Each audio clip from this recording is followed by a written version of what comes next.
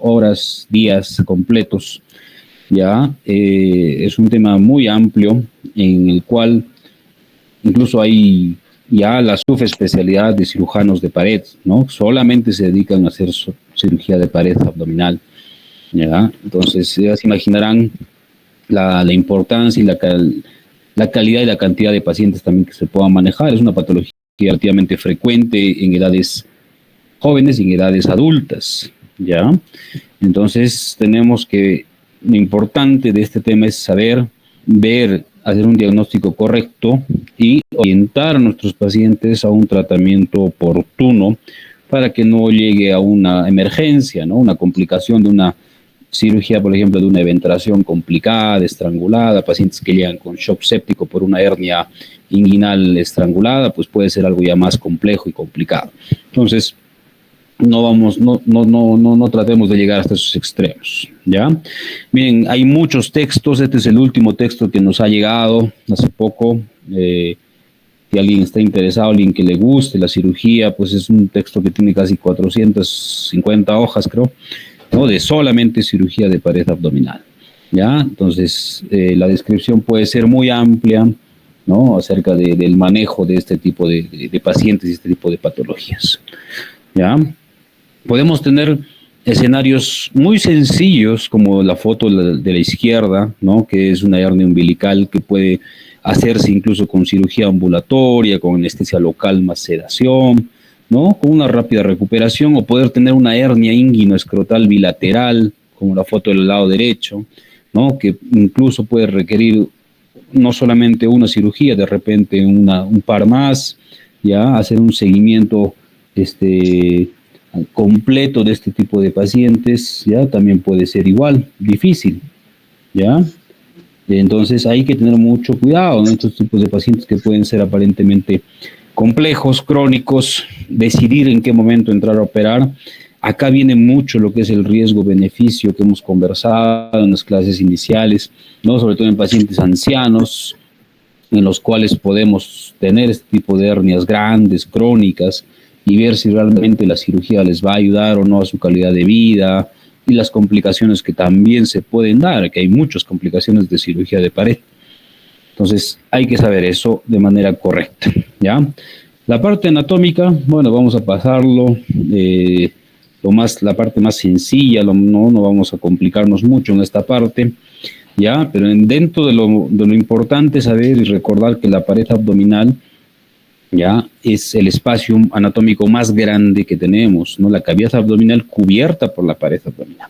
Esta va a proteger todas las vísceras abdominales, entonces la relevancia es importante, ¿ya? La musculatura va a intervenir en forma indirecta en la flexión de la columna, obviamente, para la parte de la flexión anterior, y la integridad va a resultar esencial en la prevención de hernias, que obviamente si tú tienes ya una predisposición, un nacimiento de un defecto, ya tienes un defecto congénito, o puedes adquirirlo en el camino, ¿no?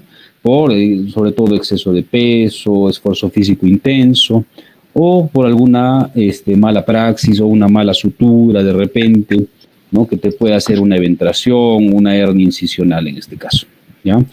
Recordar las 9 capas anatómicas que tenemos en la pared abdominal, ¿no? Entonces, cuando hacemos una disección, una laparotomía, por ejemplo, nosotros vamos a tener en cuenta estas nueve capas, ¿no? Desde la piel, tejido celular subcutáneo, ¿no? Con las dos fascias de tejido celular subcutáneo, la fascia de Camper y Scarpa. Los músculos, que normalmente tenemos una pared abdominal con un músculo pues íntegro, rígido y bastante resistente. Ahora es diferente que tú tengas una pared abdominal, obviamente, en una mujer joven, ya atleta, a que tengas en un paciente pues varón, anciano, ¿no? Con el tejido ya más debilitado y más. Entonces sabemos el primer músculo que aparece, el músculo oblicuo externo, ¿ya? Luego viene la parte del oblicuo interno, el músculo transverso en la parte más posterior, la aponeurosis endoabdominal, tejido adiposo fibroareolar, preperitoneal y ya para llegar al peritoneo. Entonces, esta anatomía de la pared abdominal, chicos, no sé quién está con el micro prendido. ¿Ya? Por favor. Ya. A ver. Bueno, en la parte de la anatomía de la pared abdominal, ¿ya? Estamos viendo las dos paredes del tejido celular subcutáneo, ¿no? Camper y escarpa. ¿Ya? Entonces, este es un tejido fibroso importante, ¿ya? Que va a extenderse hacia la parte lateral e inferior, ¿no? Y en el varón, pues ya tiene otras estructuras, que va a ir dirigido hacia el escroto, va a tener el nombre de la fascia de Buck, y el nivel del periné, que es la fascia de Coles, ¿ya? Entonces, estas estructuras se pueden disecar sin ningún problema, son normalmente avasculares y no hay mucho problema de disección y de sangrado. Este músculo, el oblicuo mayor, es el primer músculo en el cual nos vamos a encontrar nosotros cuando hacemos la disección, sobre todo en hernias inguinales, ¿no? Que es un músculo importante para el cierre definitivo. ¿Ya? Entonces sabemos que tiene una inserción en las últimas 8 costillas, la aponerosis de la línea media, desde el apéndice sifoides hasta la sínfisis del pubis. ¿Ya? Y también lateralmente hacia la cresta ilíaca y la espina ilíaca anterosuperior. O sea, tiene una posición, una distribución de afuera hacia adentro, de lateral hacia medial.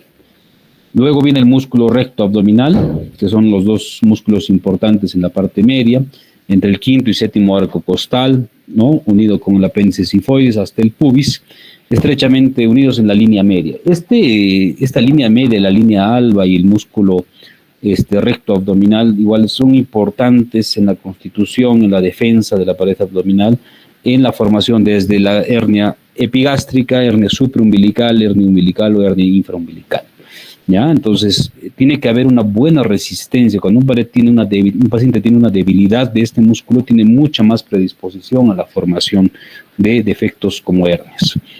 Luego, viene el músculo oblicuo menor, que tiene la distribución al revés del oblicuo mayor, ¿no? Va de adentro hacia afuera, ¿ya? De superior hacia inferior, unido entre la novena doceava costilla, ya con inserción en el pubis y la línea media, y las ramas inferiores de este músculo se van a continuar hasta la parte inferior del testículo, dando origen al músculo cremaster, que se puede hacer disección sin ningún problema, ¿no? O sea, se puede hacer una sección, se puede cortar este músculo en algunos casos cuando se dificulta el correcto abordaje.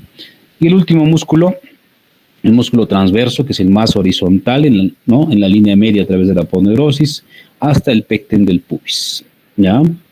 Entonces, el arco del transverso, que ahorita lo vamos a ver, también parte importante, sobre todo en cirugía laparoscópica. La fascia abdominal o la fascia transversalis, que va a recubrir toda la cavidad abdominal y su integridad, obviamente depende de la formación de hernias, sobre todo de las hernias directas que vamos a ver en un ratito por debilidad de la pared posterior. Acá hay un engrosamiento en la parte inferior, ¿no? Que va a tener otro nombre, ¿no? Está más posterior al lineamiento inguinal, se va a llamar la cintilla iliopúbica. Entonces, recordar rápidamente la distribución de los músculos, ¿no es cierto? Ya, como estamos viendo, la cantidad de pared abdominal, si ustedes ven la parte anterior, lateral y posterior, es importante. En patología de trauma, que ya lo hemos visto, entonces hemos dicho que la integridad y tener un buen paquete muscular te va a ayudar muchísimo. Y en tema de hernias, igual. Si tú tienes un buen paquete muscular, una buena aponerosis, pues la posibilidad de formar una hernia es mucho menor. ¿Ya? En cuanto a la irrigación, básicamente son 3 ramas de la arteria femoral las que irrigan toda esta parte de la pared abdominal, ¿no? La ilíaca circunfleja superficial, la epigástrica superficial y la pudenda externa superficial. La que más nosotros estamos en contacto es la segunda, la epigástrica superficial, ¿ya?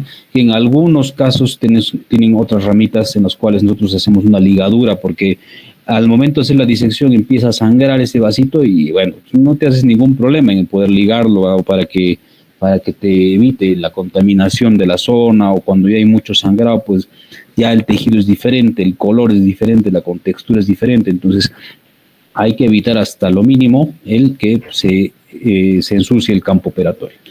La inervación, ya, desde el 7º al 12º nervio torácico y el primer nervio lumbar. Y en general, entonces, ¿qué es una hernia? Es una hernia, entonces es una salida, ¿no es cierto? Una protrusión de cualquier estructura, tejido o víscera a través de un orificio, ¿no? Anatómicamente constituido y rodeado de peritoneo parietal. O sea, tienes una debilidad, ¿ya? En la cual sale algo de adentro hacia afuera, una protrusión, salida de tejido hacia el exterior, que a veces está rodeada por piel, a veces cubierta por peritoneo, a veces también sin ninguna protección, ¿ya? Las más frecuentes en los varones son las hernias inguinales y para las mujeres las hernias femorales o crurales. Pero acá tenemos un tip. Normalmente las hernias inguinales son hernias que son medianas a grandes y las hernias crurales son más chiquitas.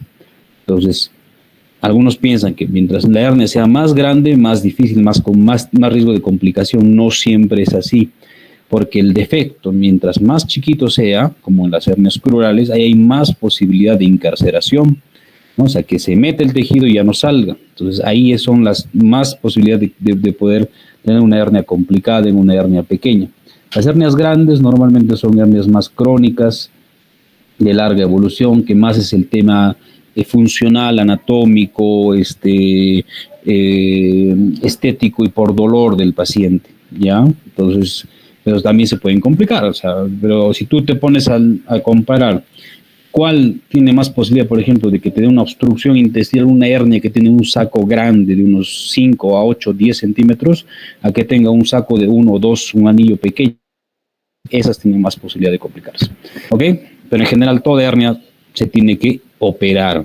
Hernia diagnosticada, la única solución es quirúrgica. No existe nada más. Ningún tratamiento se puede dar para las hernias, ¿ya? Entonces, tú tienes que valorar el riesgo-beneficio de estos pacientes, como les decía. ¿En qué tiempo operar? ¿Cuándo operar? ¿Y en qué momento tienes que indicar a tu paciente si va a ser candidato a operarse en qué instante? Es diferente que tú operes una hernia inguinal de un paciente que tiene 30 años a que tenga un paciente de 90 años, ¿ya? Entonces, todo eso se tiene que valorar en la entrevista y en la evaluación con el paciente. En general, la constitución de estas hernias, ¿no? Vemos que está rodeado por partes blandas que van a rodear la hernia. Normalmente hemos dicho que tienen piel, tejido celular subcutáneo y aponeurosis. Están rodeadas por este tejido. Y la hernia propiamente dicho, tiene dos partes. El continente, que es lo que va a rodear la parte externa, y el contenido, lo que está dentro del orificio, ¿ya? Entonces acá tienes, por ejemplo, otro ejemplo. El continente, que es parte del saco y parte del anillo, ¿ya? Y el contenido, que puede ser cualquier víscera, puede ser intestino, puede ser epiplom, puede ser vejiga, puede ser, no sé, apéndice, colon, cualquier órgano que pueda estar dentro, ¿ya? Entonces, eso es lo básico que tenemos que recordar. En cuanto al continente, ¿no? Que es el saco herniario, tienes una naturaleza peritoneal, tienes tres partes en este saco: el fondo, el cuerpo y el cuello. Y el contenido, como acabo de decir, que puede ser cualquier elemento que se va a introducir en el saco, por frecuencia epiplom e intestino, pero todos los órganos pueden igual herniarse. La clasificación, tenemos una clasificación de 7 tipos diferentes, o sea, hay diferentes tipos de clasificaciones de patología herniaria, ¿ya? Entonces, pero las más frecuentes son estas, ¿no? La primera, según el compartimiento en el cual se localizan, vamos a hablar ahorita uno por uno. 2, según el momento de su aparición. 3, según su estado. 4, según su reductibilidad. 5, según su localización. 6, según su contenido. Y 7, las hernias especiales. Entonces, según el compartimiento en el que se localizan, básicamente hernias externas y las internas. Las externas son las que nos importan a nosotros, ¿ya? Porque son las que vamos a ver, nos están proyectadas hacia el exterior y se notan en alguna parte de la pared abdominal. Las internas, ya hay una variación, que puede haber una hernia abdomino torácico, ¿no? Defectos del diafragma, hernias hiatales, hernias diafragmáticas congénitas, traumáticas, que ese es otro tema totalmente diferente, ¿ya? En este caso no lo vamos a tocar en este momento. Según el momento de su aparición, tienes dos tipos de hernias. Las primeras, las hernias congénitas, y las segundas, las hernias adquiridas. Las primeras, ¿no?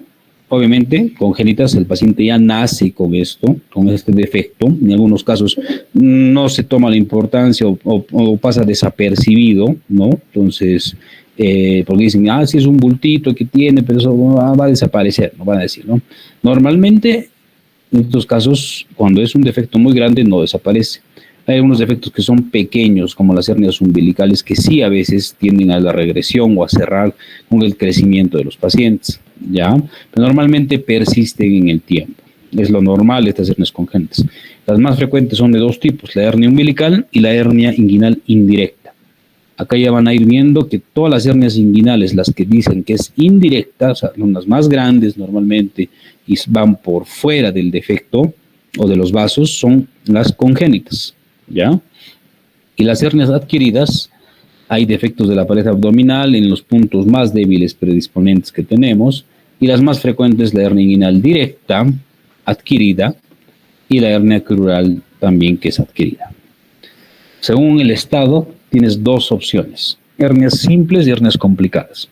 Las hernias simples son las hernias crónicas normalmente, que no van a tener compromiso del contenido ni del continente, ¿ya? O sea, el paciente está tranquilo, tiene su hernia, tiene su bultito que viene a la consulta externa, ¿ya? Y pues acá requieren una cirugía electiva, programada, no hay nada complicado, no hay nada de emergencia. Y las hernias complejas o complicadas, ¿no? O sea, acá tienes que sí se compromete el estado de salud del paciente. Entonces, los pacientes pueden estar tóxicos, pueden estar sépticos, llegan a la emergencia, pueden asociarse a obstrucción intestinal, a peritonitis, celulitis de pared, fasciitis, shock séptico y muchas otras causas de cuando ya una hernia está complicada. Entonces, hay pacientes que te llegan en estados críticos y obviamente su pronóstico puede ser complicado. Según su reductibilidad, igual dos opciones, hernias reductibles, que son las hernias que se van a meter, ¿no es cierto? Hernias que a través de maniobras manuales, normalmente con una pulsión, una pequeña presión, se reintroducen hacia la cavidad abdominal. Y las hernias irreductibles son las que ya no van a volver, ¿ya?, a la cavidad abdominal, y son de dos tipos. Las hernias incarceradas, acá el saco herniario no va a retornar a la cavidad, pero no hay compromiso vascular. O sea, el paciente no está tóxico, no está séptico, ya no hay cambios de coloración de la hernia, ¿no? Entonces ya es una hernia que tú la ves el bulto, ¿no? Le duele al paciente, intenta reducirlo y no se puede, ¿no? Entonces, pero tienes un tiempo, o sea, acá es importante el tiempo de enfermedad, ¿ya? Cuando hay una hernia que tú tienes más o menos de 6 horas de encarceramiento, el riesgo de compromiso vascular es bajísimo. Entonces se puede intentar una reducción manual. Si tú tienes más de 6 a 7, 8 más horas de encarceramiento, lo ideal es no intentar reducir, sino de frente entrar a operarlo al paciente, porque ya hay un riesgo de microcisquemias, micro compromiso vascular y probable microperforación a mediano plazo, ¿ya? Y el otro son las hernias estranguladas, en el cual ya el contenido del saco sufre cambios irreversibles porque ya hay producto y compromiso vascular. O sea, hay isquemia, hay necrosis y probablemente microperforación y perforación. Acá, ¿cómo te das cuenta de que ya está estrangulada? Ya hay cambio en la coloración de la piel. O sea, la hernia ya no tiene el mismo color de la piel cercana o contigua, ¿no? Entonces tienes un tejido medio azulado, medio violáceo, medio verdoso, grisáceo, y hay mucho dolor. Normalmente el paciente está séptico, tóxico, entonces ya a veces ya es una hernia estrangulada y probablemente ya el abordaje que tú vas a tener ya no va a ser el mismo. Si tú tienes una hernia no complicada, normalmente puedes entrar con un abordaje inguinal. Si tienes una hernia muy complicada, ya el abordaje inguinal de repente va a quedar pequeño, ya no va a ser suficiente. Tienes que entrar a hacer una cirugía mucho más agresiva, una laparotomía. Según su localización, ya tienes varios tipos de hernias: la hernia inguinal, la parte baja, hernia umbilical, hernia crural debajo del ligamento inguinal, ya, hernia obturatriz, ya, hernia de Spiegel, que ahorita la vamos a ver, la descripción que tenemos, ya, hernias en la línea media, ya, o las hernias incisionales, ventrales, ya, y hernia epigástrica que estamos viendo en la parte alta, ya. Entonces, Acá tú puedes tener hernias en la pared anterior y hernias en la pared posterior. Las posteriores son poco frecuentes, como la de Greenfield y la de Petit, ¿ya? Pero igual también hay que conocerlas un poquito. Estas hernias especiales, entonces, ¿no? Las más frecuentes son estas 7, ¿no? La primera, la hernia de Richter, que es una hernia en la cual se ve un pequeño pellizcamiento de un asa intestinal en el borde antimesentérico, ya que ha ingresado y está parcialmente pellizcada. Hernia por deslizamiento es una hernia en la cual parte de la pared del saco está conteniendo algún órgano. O sea, el saco no solamente va a ser el tejido fibroso, sino también puede estar contenido normalmente la vejiga o el colon por cercanía. Cuando ya te toca una hernia por deslizamiento, ahí puedes tener problemas, porque a veces no sabes identificar el límite de dónde termina el saco y dónde termina y dónde empieza la hernia misma. Y de repente estás terminando de ligar o liberar y estás haciendo pues, más daño, puedes perforar la vejiga, puedes perforar el colon. Hay que tener mucho cuidado. Hernia de Spiegel, una hernia ubicada en la parte media, la parte lateral o para rectal, normalmente en el lado derecho, ¿no? La porción del músculo oblicuo menor, en esa división.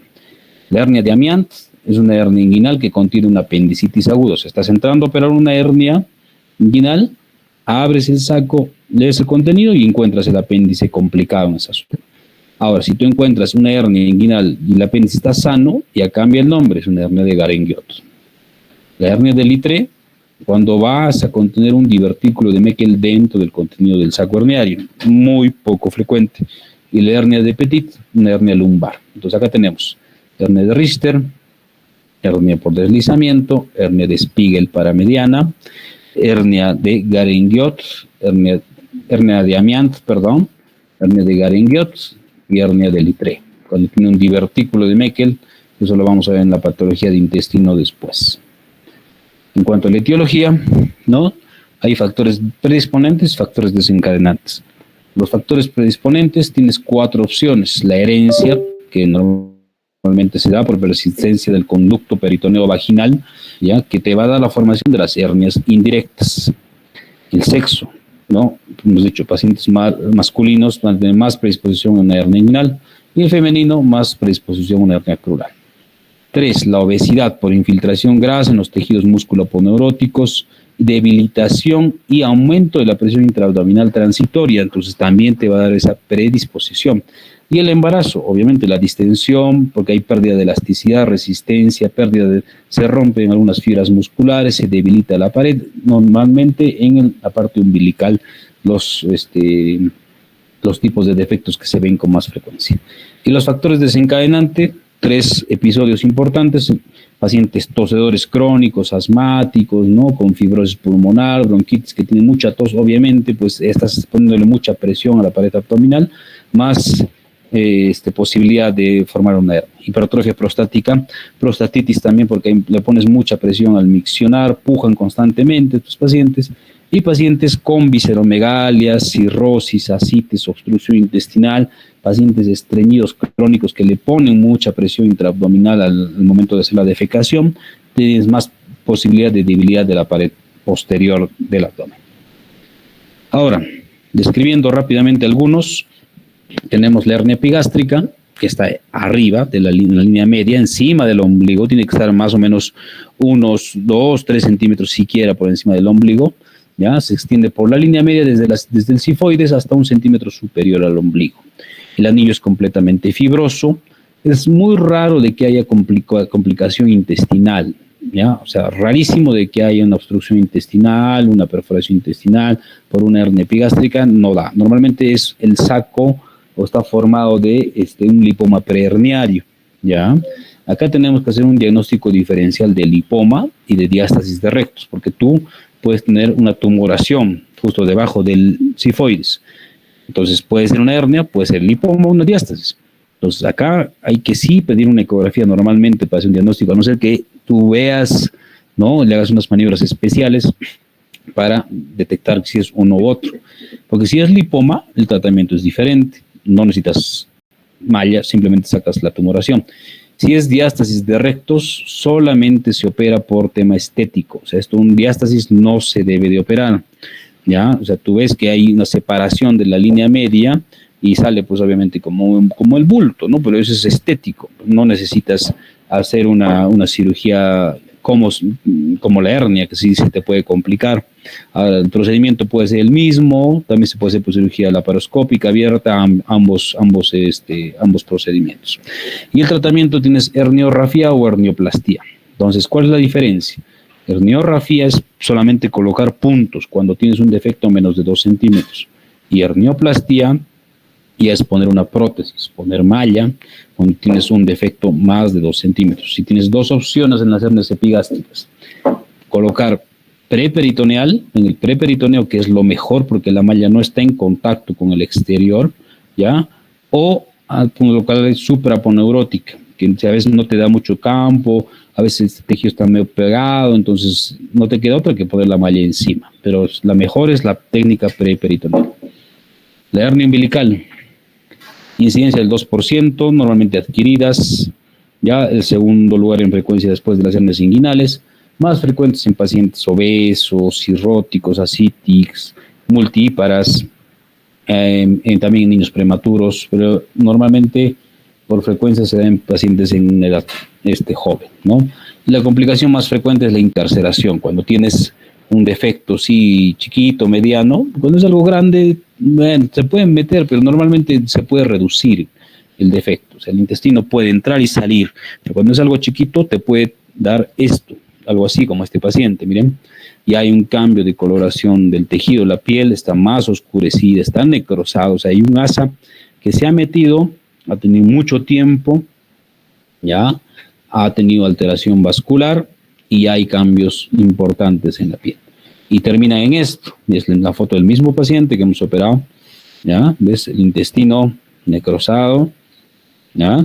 El epiplón adherido, todo esto estaba metido en el saco y este es un tejido ya no viable. Entonces hay que hacer resección intestinal y anastomosis en esa zona. Por una hernia umbilical que si se hubiese operado este paciente de manera electiva, pues no hubiese pasado ningún tipo de problema de este aspecto, ¿ya? Estas hernias umbilicales pueden ser congénitas, infantiles o las del adulto. Se pueden clasificar en superior, medio, inferior. Lo clasificamos medio, justo está en el mismo ombligo. Superior o supraumbilical hasta 1 centímetro por encima del ombligo. Inferior hasta 1 centímetro por debajo del ombligo.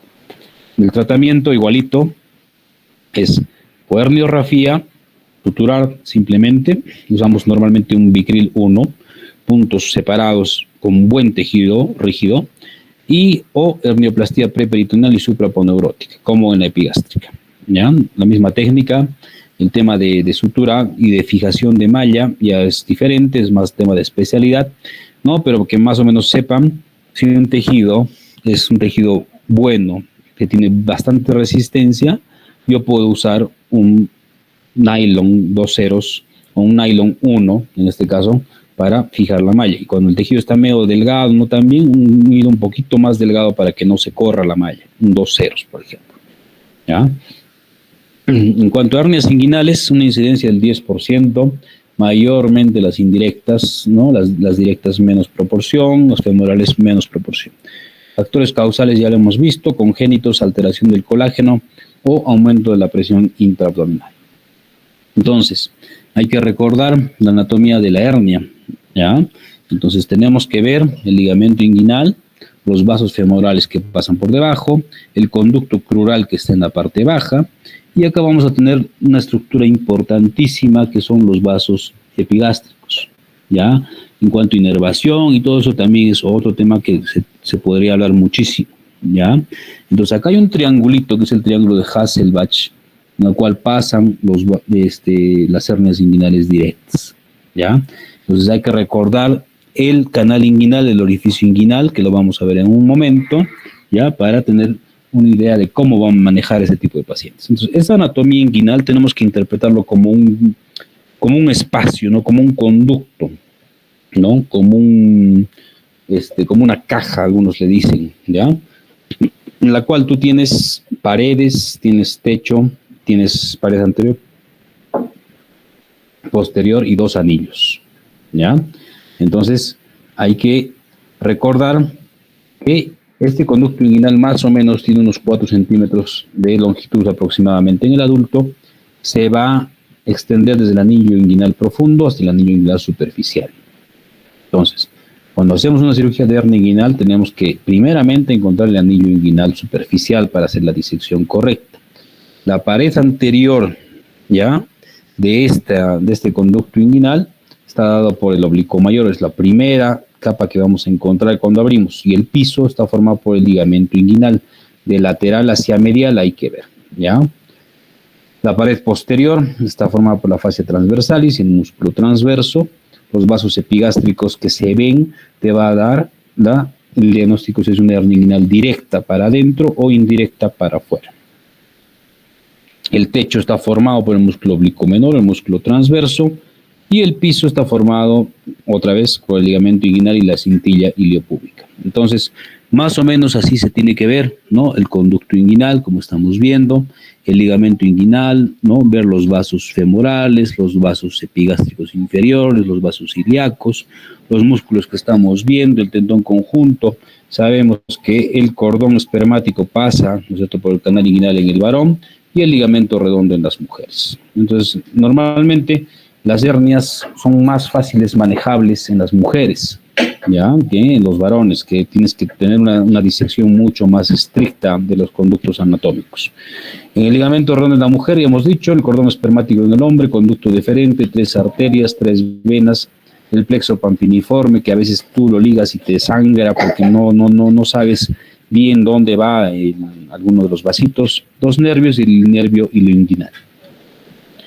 El orificio crural, ¿ya? Entonces acá tenemos el espacio inguinal en la parte alta, debajo del ligamento inguinal tenemos el orificio crural donde pasan los vasos crurales. Y acá el límite es diferente porque en la parte alta tienes el ligamento inguinal, la parte baja tienes el ligamento de Cooper, que creo alguno de tus compañeros ha entrado a una de las cirugías que hemos hecho en el hospital de una hernia inguinal por la paroscopía, y ahí se veía bien el ligamento de Cooper, ¿no?, que es un tejido nacarado, grueso, rígido, cercano al pubis. Hacia la parte media tienes el ligamento lagunar o de Gimberdan, y hacia la parte lateral o externa los vasos femorales. Entonces hay que tener cuidado con esta zona, ¿ya? El triángulo de Hasselbalch que les decía, este triangulito formado por el recto abdominal en la parte medial, los vasos epigástricos en la parte lateral y el ligamento inguinal en la parte inferior, ¿no? Este triángulo por dentro vienen las hernias directas. Las hernias inguinales entonces son de 2 tipos, las directas y las indirectas. Ya lo estamos viendo, estamos repitiendo varias veces de esto, ¿ya?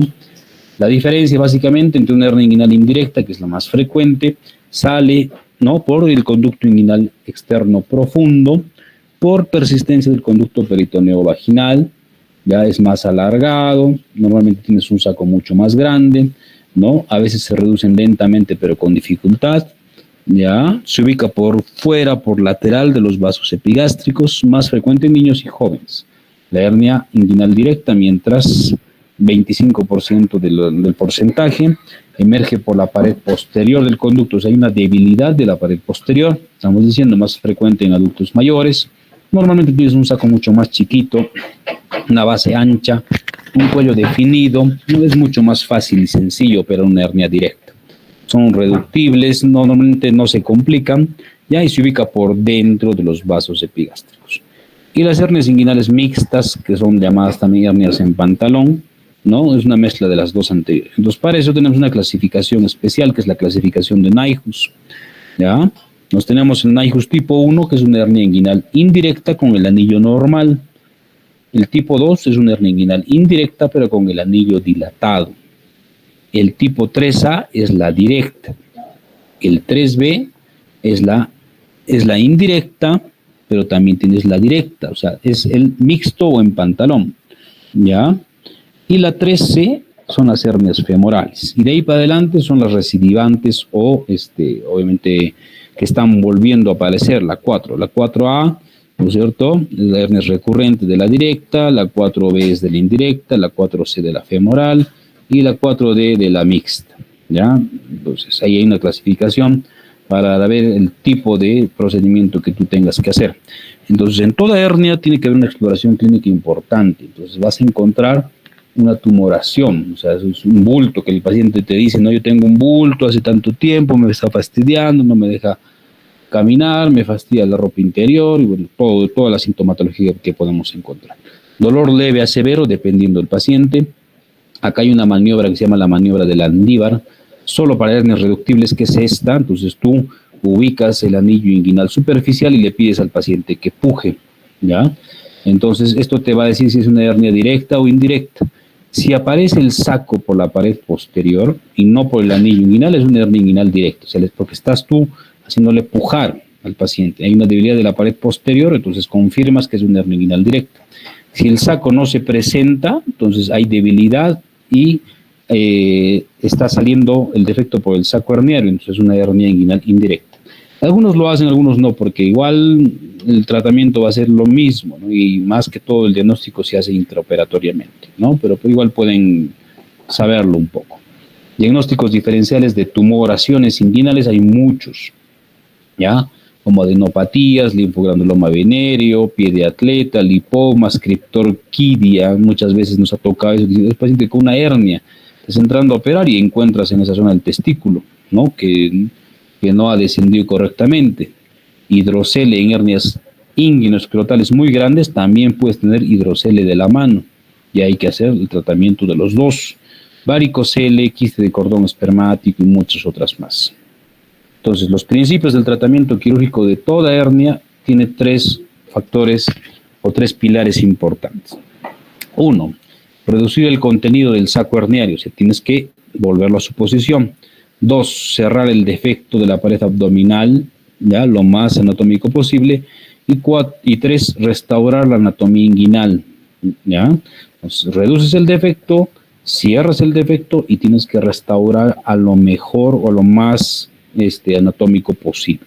Ese es el fin del tratamiento quirúrgico de las hernias. Antes se hacía esto. Las técnicas con tensión. Entonces no vamos a hablar mucho de esto porque ya no tiene sentido. Esto ya pasó a la historia hace muchísimo tiempo que ya no se hace este tipo de procedimientos, ¿no?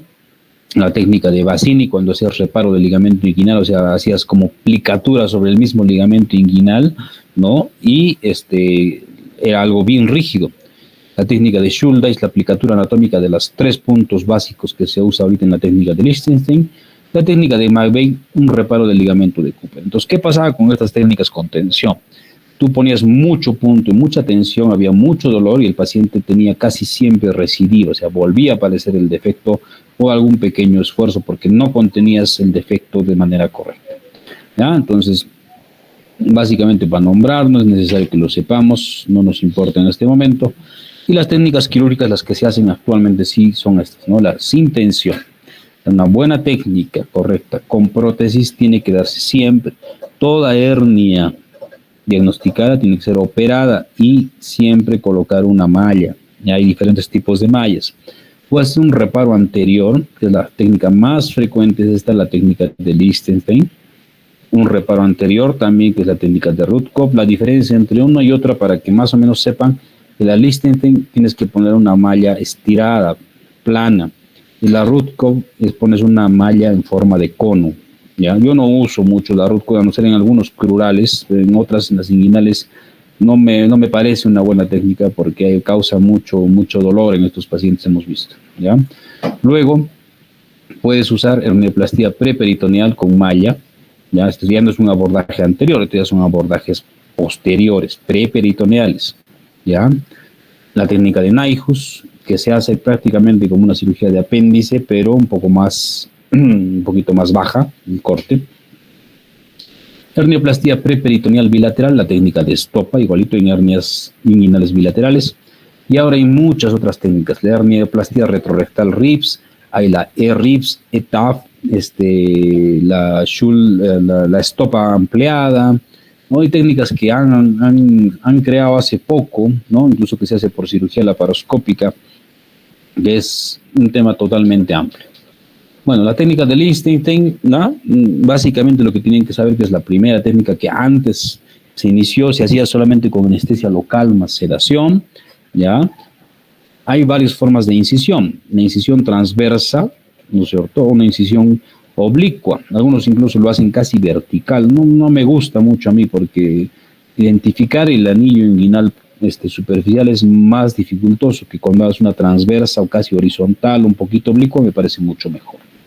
Entonces, aperturas el canal inguinal, aperturas el oblicuo externo, llegas al anillo superficial, individualizas el cordón, separas pues obviamente los nervios, el defecto y todo, y colocas una malla y lo fijas en 3 puntos. En el pubis, en el ligamento inguinal, ya, y en el tendón conjunto. Esos son los 3 puntos en los cuales se fija en una técnica de Lichtenstein en cirugía abierta y suturar la piel. Entonces, este procedimiento más utilizado, pero también el más modificado, ¿no? Por eso, mira, esta imagen de Lichtenstein versus Frankenstein, ¿no? O sea, porque la técnica ha sido muy modificada, ¿no? Porque le han puesto diferentes tipos de suturas, diferentes tipos de variaciones y más, ¿ya? Pero bueno, acá lo importante en esta técnica es conservar estos dos, bueno, este nervio, el hilio hipogástrico, porque si tú al operar ligas este nervio, el paciente va a tener dolor inguinal crónico, o sea, una inguinodinia, pero de por vida. Pacientes que tienen dolor que no les calma con analgésicos, tienes que usar incluso relajantes musculares, tienes que usar gabapentina y demás, y aún siguen con dolor el paciente. Hay que tener mucho cuidado. En cuanto a la confección de malla, normalmente nosotros usamos una malla de 15 o de 10 por 10, o 15 por 15.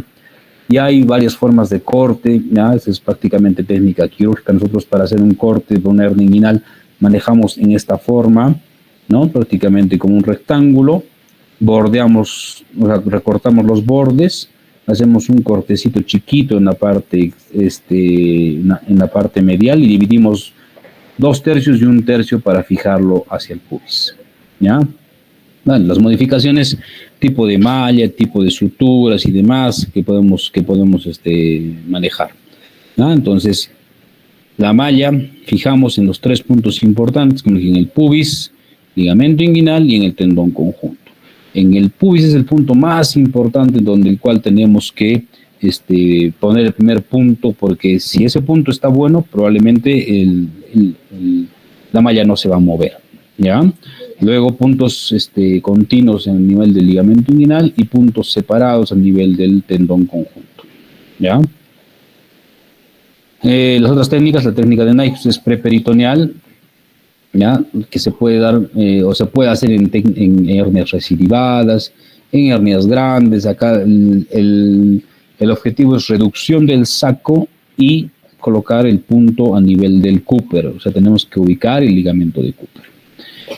La técnica estopa en bilaterales puede ser 2 tipos de incisiones, infraumbilical o una incisión tipo Fanstead como las cesáreas. Siendo lado por lado, puedes colocar 2 mallas o una malla bien grande y cerrar por planos, ¿ya? Entonces hay que identificar bien los planos, el cordón, el tejido, tener buen acceso, colocar buenas pinzas y buenos separadores. Y en cuanto a las técnicas laparoscópicas, hay 2 tipos, las más frecuentes. Ahora, como les dije, hay muchas más que ya no les voy a complicar, ¿ya? La técnica TEP y la técnica TAP. La técnica TEP es una reparación de técnica de hernia totalmente extraperitoneal, ¿ya? Y la técnica TAP es una reparación de hernia transabdominal preperitoneal. O sea, en la TEP no entras a la cavidad abdominal y en la TAP sí entras a la cavidad abdominal. Entonces, esta es la visión que nosotros tenemos en cirugía laparoscópica, ¿ya? Para hernias inguinales, sobre todo en técnica TAP. Acá tú ves la vejiga, ves los vasos femorales, ¿ya? Ves los vasos epigástricos y ves los defectos. Acá en el A tienes la hernia inguinal directa, la B la indirecta, la C la femoral o la crural. Acá hay 2 triángulos, el triángulo de la muerte, ¿ya? Donde están los vasos femorales, y el triángulo del dolor, que están los nervios, ¿no es cierto? Los nervios femorales, inguinales, ya que tú tienes que tener cuidado y respetar esos 2 triángulos. Hay que tener mucho cuidado en cirugía laparoscópica. Y en la TEP, básicamente entras con un trocar especial, que es un trocar balón, lo inflas hasta el espacio preperitoneal, disecas ya y colocas una malla a nivel igual del Cooper, ¿ya? Sin llegar hacia la pared abdominal. Esta técnica puede ser muy buena. Lo que pasa es que si tú no entras en un plano correcto, como acá hay mucha vascularización, si te empieza a sangrar en esta zona ya es difícil, el tejido ya no se reconoce las estructuras y es más complicado, ¿no? Entonces a algunos les gusta pues operar de esa forma, pero la mayoría probablemente hacemos solamente técnica TAP. Entonces los puntos de fijación en la malla, ¿ya? No, acá usamos 2 puntos. Normalmente usamos uno en el Cooper y uno en el arco del transverso. Con esos 2 puntos es suficiente para que la malla no se mueva, ¿ya? Entonces, normalmente hay que tener una malla grande en una cirugía laparoscópica, mucho más grande para que cubra cualquier probable defecto y no haya probabilidad de aparición de recidivas. Entonces, en la TAP comienzas desde ubicas el espina ilíaca anterosuperior, ubicas el pubis y haces una disección a lo largo del peritoneo. Ahorita les voy a mostrar un pequeño video, ¿no? Unos 4 centímetros más o menos, ¿ya? Y tienes que disecar el espacio de Bogros a la parte lateral, el espacio de Retzius en la parte medial, reduces el saco y colocas la malla y fijación y cierras el peritoneo. Y más o menos se ve así: apertura, colocas malla y cierras, ¿no? Parece sencillo, pero ya cuando tienes ya un poquito de práctica lo puedes hacer, ¿no? Si no, pues una cirugía bien difícil. Hemos visto cirugías que han hecho en 4 o 5 horas. Normalmente esta cirugía se hace entre 45 minutos a 1 hora, ¿ya?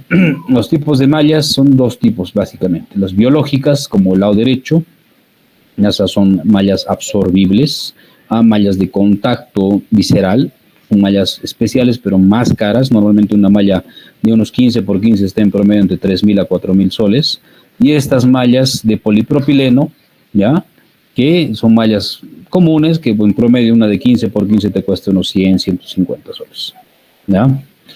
Tipos de fijadores de mallas, ¿no? O sea, para poder fijar la malla por laparoscopía usamos los Tacker, ¿ya? La marca Covidien, el Segure Strap. Usamos goma, que es el cianocrilato, o si no tenemos que poner un punto. O sea, si tú le pones un punto a nivel del Cooper, con eso ya la malla se puede adherir. Yo uso dos puntos o 2 disparos, como les decía, ¿no? Entonces, algunos le ponen un montón, pero no es el hecho de colocar por colocar y también gastar el material, ¿ya? Entonces, este es el primero, el Tacker, que es como un espiral, y el Segure Strap es como un ganchito, ¿ya? Ok. En cuanto a hernias recurrentes, podemos tener varios tips. La primera: después de una hernia laparoscópica, de una reparación laparoscópica, tienes que hacer una cirugía abierta, es lo mejor, porque ya todo está pegado, ¿no? Y el tejido no te va a dar. Después de una reparación abierta y recidiva, tienes que hacer cirugía laparoscópica. Recurrencia de hernia sin malla, obviamente la han operado hace tiempo, no le han puesto malla, tienes que ponerle malla. Ahora, recurrencia con malla, ¿ya? Acá no se intenta sacar la malla a menos que sea beneficiosa. ¿Por qué? Porque ya el tejido ya está todo adherido. Entonces normalmente la malla, la que tenía previamente, se la deja, ¿no? Ahora, si por ahí se puede sacar un pedazo, recortarla, bueno, eso ya se verá en ese momento. En cuanto a eventraciones, que son hernias incisionales, es cualquier tumor reductible o no reductible que se produjo en la misma zona de la incisión tras una cirugía. O sea, para que haya una eventración, tiene que haber una cirugía previa. Eso es lo que te manda, ¿ya? Y el tratamiento es quirúrgico igual, ¿no? Eventroplastía con malla preperitoneal o eventroplastía con malla supraponeurótica. Acá tenemos que tener en cuenta las líneas de Langer, ¿no? Para saber que las incisiones más horizontales son las menos eventrógenas que las verticales, pero a veces pues no es que tú escoges cómo hacer, tienes que hacer el abordaje que te toque hacer. Acá tenemos 2 fotos de 2 pacientes del hospital, tiene una eventración gigante, ¿no? En la parte abdominal y una hernia inguinoescrotal gigante también recidivada. Entonces, en estos pacientes sí podría ser validero pedir una tomografía, ¿no? Porque normalmente pedimos una ecografía para ver el defecto, ver el tamaño, y tomografía no la pedimos, exceptual sí cuando vamos a una cirugía mucho más importante, una tomografía para ver de repente si hay contenido o falta de dominio, o vamos a hacer una cirugía de separación de componentes, algo, ahí ya le pedimos una tomografía, si no, no. Ahora también se está usando mucho, esto es una técnica que está en boga, que lo ha hecho una cirujana mexicana, ¿no? Cuando tienes una ventlación muy grande con pérdida de efecto, haces infiltración con toxina botulínica. Entonces le colocas toxina botulínica en la zona lateral donde está marcado y le haces control de tomografía y lo operas al paciente recién después de unas 6 a 8 semanas a que haga el efecto de la toxina botulínica y el defecto que era muy grande se reduce y se puede cerrar ya sin necesidad de colocar una malla biológica. Y ya terminando, las complicaciones pues pueden ser infección, recurrencia, seroma, osteitis, hematoma, dolor crónico, lesión visceral, lesión intestinal, orquitis, hidrocele, daño vascular. Lo más frecuente en hernias, dolor, hematomas y seromas, que son los más frecuentes. Y por ejemplo, una foto que nos ha mandado del Hospital Cayetano, miren, un paciente que tenía una hernia inguinoescrotal gigante y una hernia epigástrica complicada, miren, ¿no? Ya con tejido necrosado, y el colon se había metido a esa zona y terminó pues en un paciente con una cirugía bien compleja. A ver, mientras que voy poniendo el pequeño video que vamos a ver rápidamente, si alguien tiene alguna duda, puede preguntar ahorita, por favor. A ver.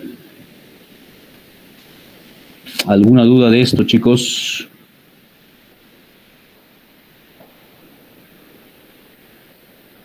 ¿Nadie?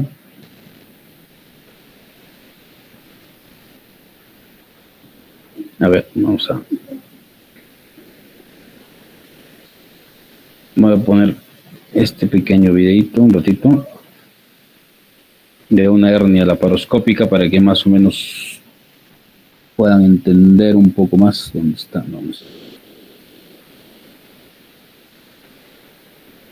a ver dónde está. Ya, acá creo que está. Ya.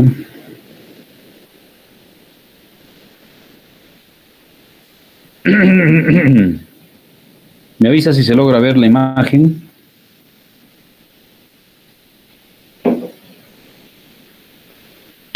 Liz, ¿me avisas? ¿Se logra ver? Liz, no te escucho. ¿Se logra ver el video, chicos? No, doctor. ¿No está corriendo? Doctor, no se ve nada, está negro. Negro, ya vamos a volver a ponerlo entonces, a ver.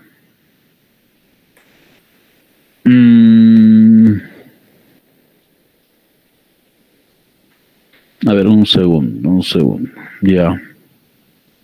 Acá creo que sí debería. Ya. A ver.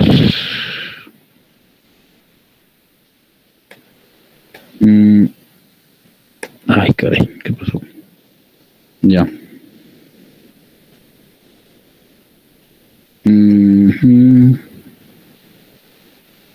Ya, a ver. Ahora sí debería dar.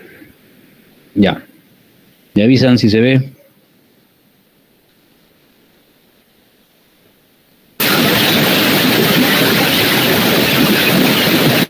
¿Se logra ver, chicos, o no? Sí, ya. Bueno, miren, ahí se ve el defecto, ¿ya? Estamos entrando por la paroscopía, ¿ya? Se ve el defecto, que es la hernia, es una hernia inguinal derecha, ¿ya? Ahí está el ligamento umbilical, ¿no? Ahí se ve el defecto, donde está entrando el defecto. Entonces, lo que tenemos que hacer nosotros es disecar desde el espacio, ¿no? De Bogros, desde la espina ilíaca anterosuperior hasta el pubis, ¿ya? Ahí vamos a poner 2 trócares, colocamos 2 trócares de 5, usamos una tijera activada y monopolar y empezamos a hacer, miren, el marcaje, ¿ya? Usamos el marcaje con la pinza para disecar el espacio peritoneal, ¿ya? Entonces disecamos con mucho cuidado para que no sangre, ¿ya? El sangradito puede controlarse con una gasita, se aspira.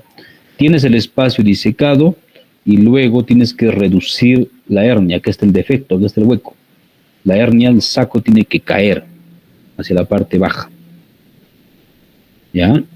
Cae todo el saco y listo, prácticamente la cirugía está casi controlada. ¿Ya? Y ponemos una malla. Ahí estamos colocando la malla, la estiramos bien. ¿Ya? Los puntos de fijación que ya les dije, acá en este video no se logra ver los puntos de Tucker. Acá tenemos el pubis y tenemos el ligamento de Cooper en esta zona. ¿Ya? Tenemos que medir que el peritoneo pueda llegar de manera correcta. ¿Ya? Colocamos la malla, ya la hemos fijado y luego hacemos el cierre del peritoneo. ¿Ya? El cierre completo. Como les digo, parece sencillo, pero si no tienes técnica, no sabes hacer cirugía o hacer suturas en la paroscopía, la cirugía puede ser muy complicada. ¿Ya? Entonces se cierra el defecto. Algunos le podemos poner unos clips de repente para poder cerrar y más, ¿no? Ahí está cerrada y queda completamente anatómico. ¿Ya? Muy bien, listo. Ok, no hay dudas, vamos a seguir al siguiente tema, chicos. A ver. Un segundito. ¿Dónde está? Ya está.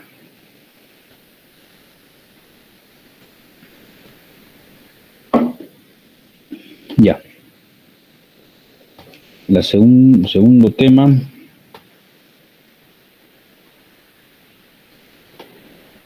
Me avisan si se logra ver porque creo que el micro de Liz está mal. No le escucho nada. Escucho pura bulla nomás. Me avisan cuando se logre ver, chicos. Sí se puede ver, doctor. Ya. Listo. Entonces vamos a seguir ya la segunda parte. Ya, el segundo tema, que es la patología de esófago. Entonces, ahora vamos a empezar todas las patologías del tubo digestivo. Ya, vamos a ir en orden, vamos a avanzar esófago. La siguiente clase nos toca estómago, duodeno. Después vamos a avanzar patología de intestino delgado, colon, apéndice, recto, ano, de ahí vamos a lo demás, lo que nos falte, ¿ya? Entonces, perdón. Esta patología o este capítulo de esófago, ¿ya? Les cuento que es uno de los capítulos que más, que más complicado se puede manejar, o sea, menos probabilidad tienen los cirujanos de entrar a este tipo de patologías, porque no es frecuente, ¿ya?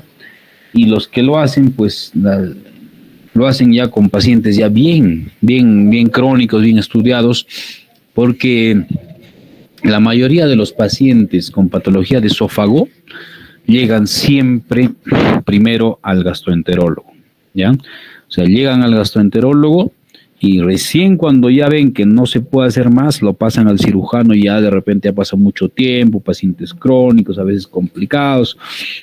Es por eso que no se ve mucho una patología de esófago en cirugía. Y el abordaje es difícil.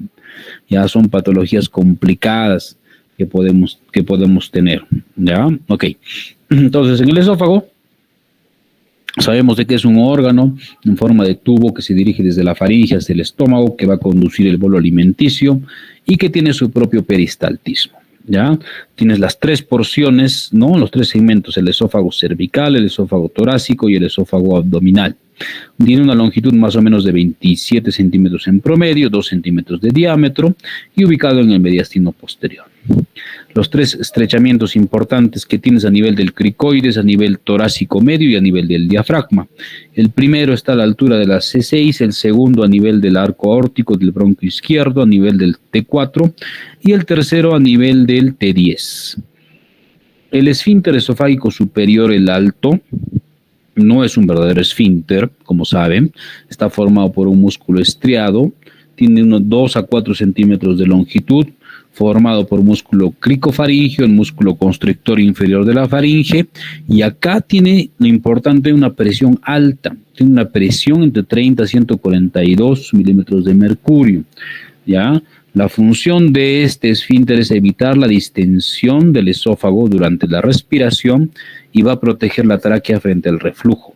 O sea, es el primer mecanismo de defensa cuando un paciente está o comiendo o está respirando. Ya, o sea, se cierra, ¿no? este esfínter para que se evite básicamente el pase de la comida hacia la tráquea y evitemos el reflujo. El esfínter esofágico inferior es un verdadero esfínter, ¿ya? Tiene una zona de alta tensión de 2 a 4 centímetros de longitud de músculo liso que va a envolver, va a abrazar el diafragma prácticamente, ¿no? Se encuentra a 40 centímetros de la arcada dentaria. O sea, esta unión gastroesofágica normalmente está a los 40 centímetros de la arcada dentaria. Esto es importante cuando hacen una endoscopía, van a recordar ustedes cuando lleva gastro, cuando tú hacías una maniobra en U, o sea, volteabas el endoscopio para ver, ¿no?, a qué altura está y si encontrabas hernias hiatales o no encontrabas hernias hiatales. Porque si tú encuentras esta unión gastroesofágica a una altura mucho más alta, por ejemplo, 32, 34, eso significa de que ya no es normal esta unión, está mucho más alta, ¿ya? Entonces este esfínter también está en otra posición.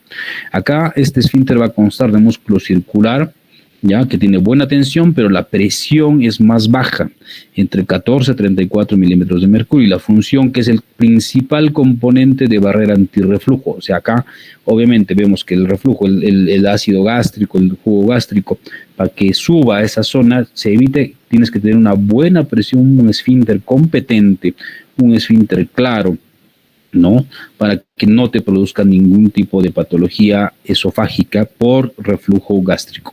¿Ok? Entonces, este esfínter esofágico, hay varios factores que van a aumentar la presión, como por ejemplo la gastrina, la vasopresina, la sustancia P, la angiotensina 2, y van a disminuir la presión, la colecistoquinina, el glucagón, la dopamina, el óxido nítrico. En cuanto a la histología del esófago, ¿ya?, vemos que tiene una mucosa con epitelio escamoso. La submucosa está presente el plexo submucoso de Meissner. En la parte muscular tenemos el plexo mientérico de Auerbach y tiene 2 capas, la circular interna y la longitudinal externa. Y en esta externa, el tercio superior, músculo esquelético, el tercio medio, músculo liso, el tercio inferior, músculo liso, y el esófago no tiene serosa, recuerden, ¿ya? No tiene serosa, entonces hay que tenerlo bien en cuenta en este caso, ¿ya? ¿Qué más? En cuanto a la irrigación, bueno, eso ya han visto ustedes en el grupo que ha expuesto, ¿no? Para recordar básicamente en el cuello, ¿no? Tenemos la arteria tiroidea inferior, la arteria esofágica superior, ¿ya? En la parte del tórax, ¿ya?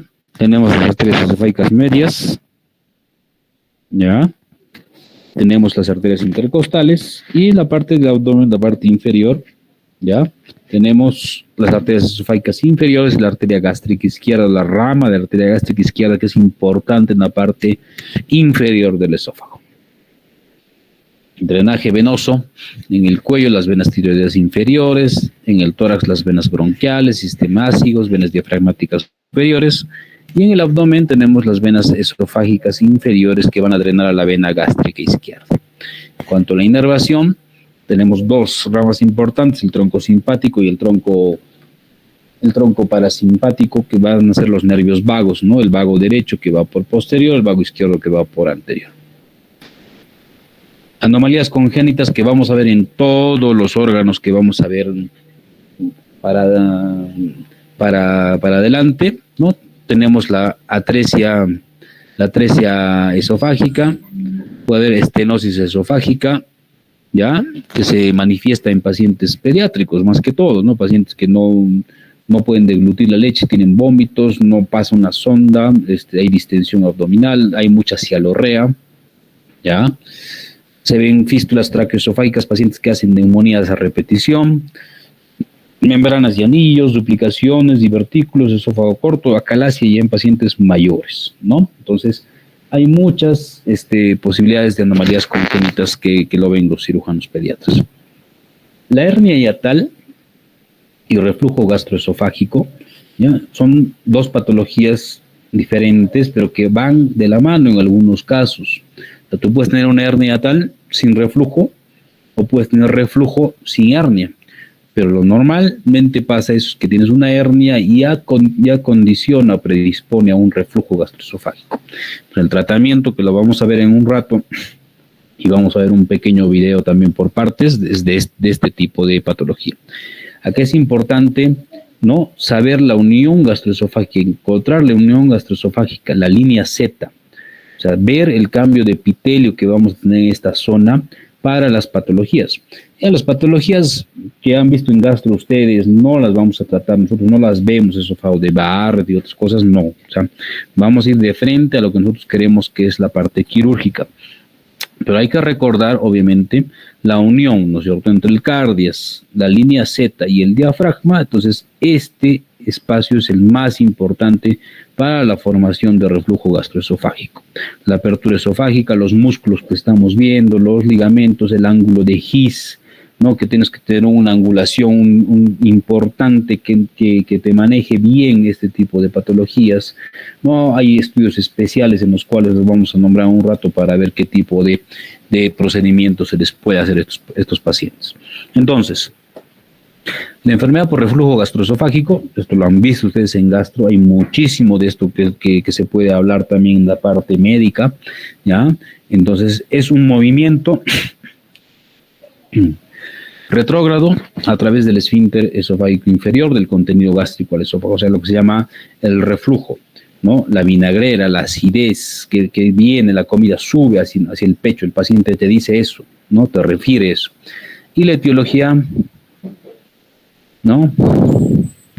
Hay varios factores, ¿no? La obesidad, la citis, el embarazo, patologías que te dan tumor intraabdominal, que te van a predisponer un aumento de la presión intraabdominal transitoria, te puede dar reflujo.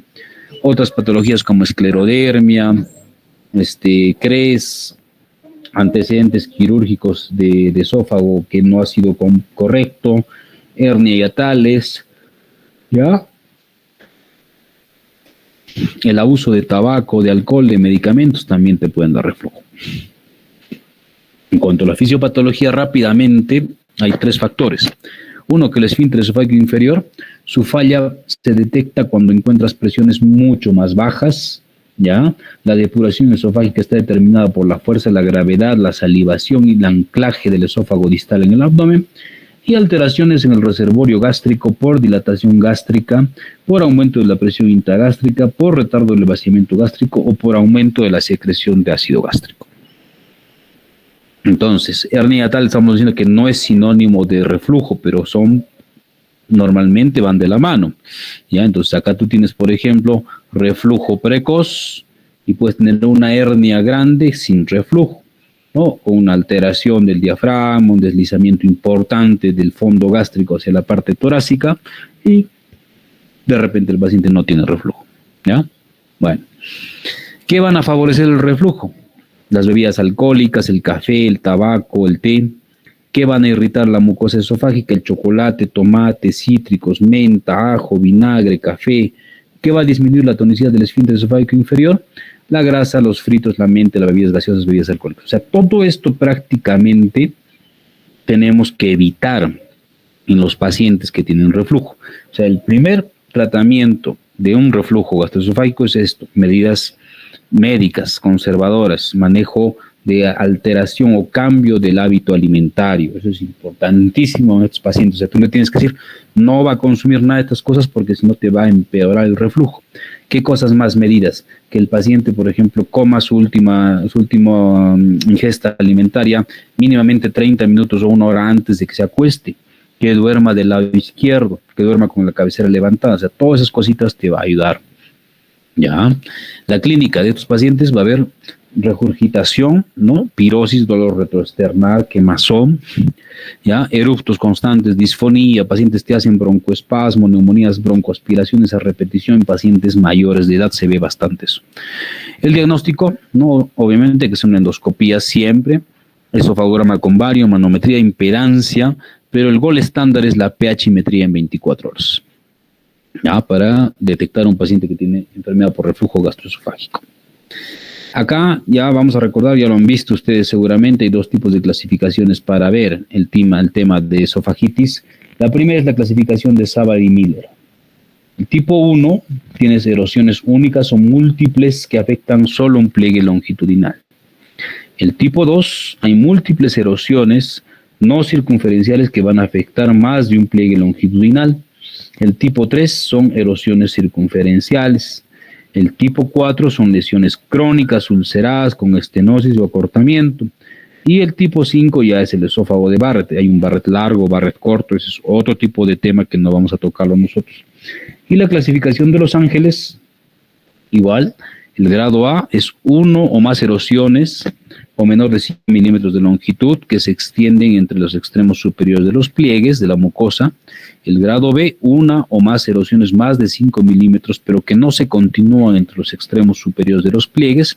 El grado C, 1 o más erosiones de la mucosa que se continúan entre los pliegues y van a comprometer menos del 75% de la circunferencia. Y el grado D, erosiones que van a comprometer más del 75% de la circunferencia. Y el grado E, el úlceras, estenosis o el esófago de Barrett. Entonces eso tienen que recordar cuando hagan una endoscopia en este tipo de pacientes. ¿Qué más tenemos que hacer en estos pacientes? Hemos dicho que no es suficiente hacer una endoscopia, tenemos que hacer una pHimetría, ¿no es cierto? Medir qué cantidad de pH tienes en 24 horas. Ahora, hay otros métodos diagnósticos como la impedancia, ¿no? En el cual te mide también cuánto tienes de presión en todos los rangos del esfínter esofágico superior, en el esófago. Y hay incluso aparatos que ya te miden todo. O sea, te hacen pHimetría, te hacen manometría, te hacen impedancia en un mismo aparato, ¿ya? ¿Ya? El centro que más experiencia tiene en este aspecto, en patologías quirúrgicas, es la Clínica Angloamericana en Lima, que tiene mucha patología de este tipo y tiene mucha tecnología de este tipo.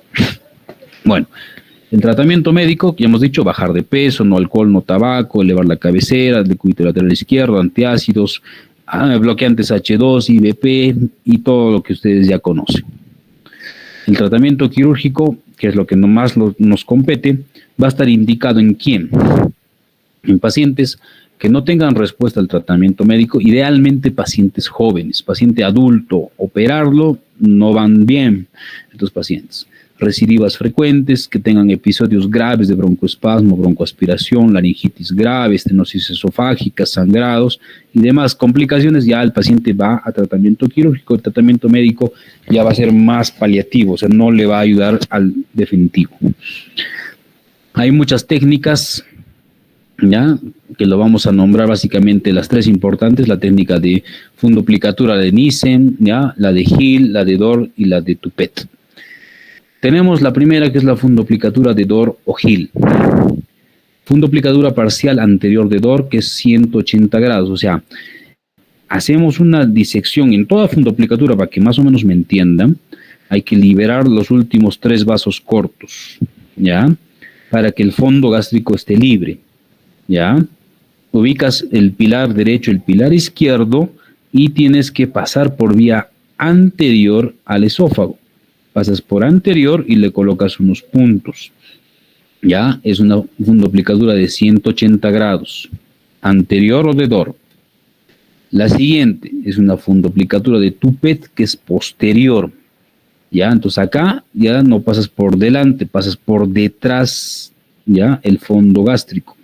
Pasas por detrás del fondo gástrico y colocas unos puntos, pero separados, que no van a cerrar el espacio esofágico. Es 270 grados. Y la más frecuente, la más común, fundoplicatura de Nissen, posterior. Algunos tienen unas variantes como el Nissen floppy, ¿ya? Entonces acá haces una fundoplicatura completa de 360 grados. O sea, el fondo lo pasas por detrás y lo anudas como si fuese una chalina hacia el esófago, ¿ya? Colocas puntos: estómago, esófago, estómago. Estómago, esófago, estómago, estómago, esófago, estómago. Normalmente con 3 puntos cierra de manera correcta. Se puede hacer endoscopia intraoperatoria, se puede usar una sonda de calibración especial, ¿ya? Para evitar de que esté completamente cerrado. Y hay que usar sutura no absorbible, ¿ya? O sea, puedes usar seda, puedes usar Etibon, ¿ya? Y te ayuda muchísimo en este aspecto. Como complicaciones quirúrgicas puede haber, como todo procedimiento quirúrgico, puede haber hemorragia, puede haber neumotórax, puede haber perforación de esófago, perforación gástrica, hemorragia del vaso, lesión del nervio vago, lesión de la vena cava inferior. Entonces, hay que tener mucho cuidado. Es una cirugía, como digo, no es tan frecuente, ya, no se hace mucho, ¿no? Acá nosotros en el hospital hemos hecho, creo, un par, ya, no se ve mucho. En la parte privada sí unos cuantos más.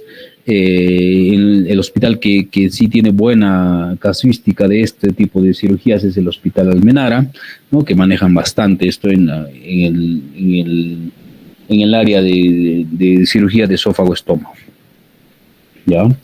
Y hernia hiatal, entonces vemos cuando una porción de estómago va a protruir hacia a través del diafragma hacia el tórax, ¿no? A través del diafragma hacia el tórax una porción de estómago se está yendo hacia arriba. Eso es una hernia hiatal.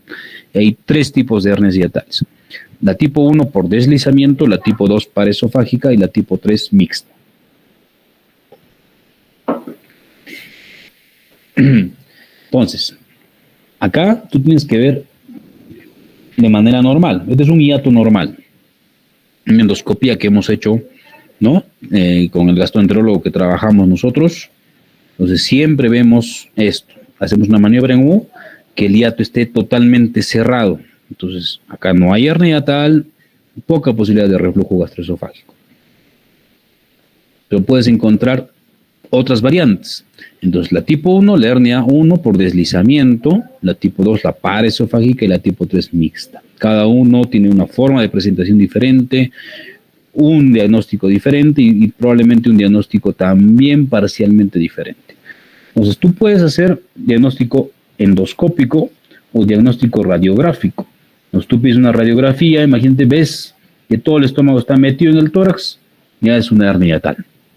O un estudio varitado, ves paso del contraste del intestino en el interior de la hernia, entonces tú ves que prácticamente está metida, ¿no es cierto?, parte del fondo del estómago hacia la parte torácica, entonces también ya tienes el diagnóstico de hernia hiatal. Entonces, la tipo 1, por deslizamiento, estas hernias entran y salen del tórax con cambios de presión intratorácica e intraabdominal. Generalmente son pacientes asintomáticos y si dan síntomas de reflujo recién va a cirugía. Entonces, en la tipo 1, el paciente puede estar tranquilo durante mucho tiempo, no necesita tratamiento, observación, solamente de repente IVPs durante un tiempo para protegerlo. El tipo 2, la paraesofágica, el fondo y la curvatura mayor se van a desplazar hacia el tórax en paralelo al esófago. Tampoco nos dan síntomas de manera normal, pero sí el tratamiento tiene que ser quirúrgico. Al diagnosticar esto, tienes que operarlo rápidamente porque hay más riesgo de estrangulamiento de esa hernia. Tenemos que ver si hay una hernia o es esto, lo que se llama incompetencia del esfínter esofágico inferior. Igual, con el mismo gastroenterólogo que trabajamos, ¿no? Vemos. Entonces, acá no es que hay un defecto, se ve sí una apertura, pero es cuando el paciente está en deglución, no cierra de manera completa. Entonces, para ver de que no haya una hernia o si hay hernia, tú tienes que medir, ¿no es cierto?, la línea 7, hemos dicho. Tienes que medir, ¿no?, a qué altura está entrando el nacimiento del esfínter esofágico inferior. Entonces, pues simplemente una incompetencia y no necesitas tratamiento, no necesitas cirugía, no necesitas nada. A una hernia que sí necesitas tratamiento. Otra patología del tubo digestivo de esófago, ¿no?, es la acalasia. La acalasia, por definición, es una peristalsis anormal que va a causar aumento de la presión en el esfínter esofágico inferior y una incapacidad para relajar el esfínter durante la deglución. O sea, hay aumento, mucha presión en la parte baja en el esfínter esofágico inferior y no va a relajar el cuerpo, el resto del esófago durante la deglución. Pues el esfínter durante una deglución no logra relajarse de manera completa y va a provocar dilatación del cuerpo esofágico. Esta patología va a predisponer 10 veces más a la formación de un carcinoma de esófago. La etiología aún desconocida, ¿ya? Pero se postulan muchas posibilidades como enfermedad degenerativa de las neuronas, ¿no? Una alteración a nivel del plexo de Meissner, de Auerbach, o una infección por virus u otro agente también infeccioso. Anatomopatológicamente, en la mayoría de los pacientes hay ausencia, atrofia, desintegración de las células ganglionares de los plexos mientéricos, estamos diciendo, y disminución de las fibras nerviosas. La acalasia te da una clínica casi típica. Pacientes te dan disfagia progresiva, ¿ya? Inicialmente a los sólidos y luego a los líquidos. El paciente no puede consumir sólidos, le dan una dieta licuada, ¿no? Y después tampoco no pueden progresar. Hay regurgitación, hay baja de peso en la mayoría de los pacientes, ¿ya? Y pacientes tienen procesos respiratorios por aspiración, dolor retroesternal leve. Acá se ve una foto de una acalasia donde se ve mucha dilatación proximal y prácticamente casi como una estenosis distal, ¿no? Imagen en cola de ratón o pico del oro, algunos le llaman de esa forma, ¿ya? Entonces, una acalasia. El diagnóstico, radiografía contrastada, una imagen en pico del oro, cola de ratón, endoscopia siempre, ¿no? Normalmente el endoscopio, pero pasa sin problema, ¿no? Es bien difícil de que el endoscopio no logre progresar, ¿no? Pero puede pasar. Pero acá el gol estándar es la manometría esofágica, ¿ya? Acá hay un aumento de la presión del esfínter esofágico inferior, relajación incompleta, al avanzar la enfermedad se ve peristalsis del cuerpo y ondas de baja amplitud. Ahí tienes acalasia vigorosa, acalasia rígida, ¿ya? Hay varios tipos de acalasia que no los vamos a nombrar nosotros, eso lo ve el gastro, ¿ya? Y el el diagnóstico diferencial con tuberculosis, esclerodermia, estenosis orgánica y tumores. Entonces, acá ves la manometría, ¿no es cierto?, donde se ve en la deglución, ya, a la alteración del esfínter esofágico inferior, una peristalsis en la parte media y una ausencia de relajación del esfínter esofágico inferior. El tratamiento médico es inicialmente, ahí se ve, ahí lo ve el gastro. Le dan dieta, bloqueadores de calcio antagonista, de canales de calcio como el nifedipino, han intentado inyecciones con toxina botulínica, se ha intentado dilatación neumática con balón, que eso es lo más frecuente. Cuando tienes una acalasia, hay balones especiales, ya, para dilatar el esófago, para acalasia, para intentar dilatar, y en algunos casos les va bien, los pacientes están buen tiempo tranquilos, sin sintomatología, y de repente ahí puede quedar. Pero algunos pacientes no van bien, ya hay mucha baja de peso, tienen muchos problemas metabólicos, carenciales, entonces ahí tienen que ir a una cirugía. El tratamiento quirúrgico es la esofagomiotomía de Heller, que es prácticamente cortar un pedacito del músculo para que no haya esa hipertonía del esfínter esofágico inferior. Y esofagectomía cuando ya hay esófagos muy dilatados. Pues hacer una esofagectomía es muy, muy difícil. Complicaciones quirúrgicas, hemorragia, esofagitis, perforación, fístulas, hernia hiatales y iatrogénicas. Entonces, básicamente esto es lo que se hace. Sí o sí tienes que entrar con endoscopía intraoperatoria. Ya, ubicas bien dónde está el esfínter esofágico inferior. Se tiene que dividir bien los pilares, el pilar derecho, el pilar izquierdo. Ya, ves que el esófago esté libre y haces una miotomía, o sea, una sección hasta el nivel del músculo, creación de una cardiomiotomía. Entonces, tú con el endoscopio estás viendo para que no llegues hasta la mucosa ni la submucosa, porque si te pasas la parte muscular vas a perforar el esófago. Y es una sutura en esa zona, es complicado. Puede terminar con mediastinitis y más complicaciones. Entonces, hay que tener mucho cuidado en este tipo de cirugías, ¿ya? Ahora, ya acabando esta parte, vemos el cáncer de esófago. El cáncer de esófago es un tumor muy agresivo de mal pronóstico, más frecuente en varones mayores de 60 años en raza negra. Lastimosamente, cuando ya se llega a un diagnóstico de un cáncer de esófago, ya el pronóstico es malísimo, no son tributarios casi siempre de tratamiento quirúrgico, a lo mucho de una radioterapia paliativa, ¿no? Y ahí queda, ¿no? Entonces ahí puede terminar prácticamente el paciente, ¿no? Factores de riesgo para un cáncer de esófago tenemos varios, como el tabaco, alcohol, el uso de nitrosamidas, consumo de nitrosamidas, alimentos y bebidas muy calientes, déficit de vitamina A, vitamina B12, vitamina C, vitamina E, déficit de zinc, déficit de cobalto, esofagitis crónica, la misma acalasia, el esófago de Barrett o estenosis por álcalis también, ¿no? Te puede dar predisposición a este tipo de tumores. En cuanto al esófago de Barrett, ya es un epitelio heterotópico en el esófago distal, que va a haber una alteración, una transformación de epitelio pluristratificado a columnar metaplásico, debido a una injuria intensa y sostenida del esófago distal, generalmente por reflujo gastroesofágico. Y es una lesión premaligna para un adenocarcinoma en el 24% de los pacientes. Entonces acá se ve, por ejemplo, un esófago de Barrett, una lesión premaligna en la parte distal baja y que ya va a tender a una tendencia de una formación de un carcinoma. Los tipos histológicos, ya de los tumores de esófago, tienes el carcinoma escamoso, 90% del porcentaje es en el esófago proximal, o sea, mientras más alta sea la lesión va a ser más complicado, el pronóstico es peor, ¿ya? Y el adenocarcinoma, 10% en el esófago distal. Ahora esto un poquito ha variado, el escamoso ha bajado prácticamente el 70% y el adenocarcinoma ha subido prácticamente al 30%.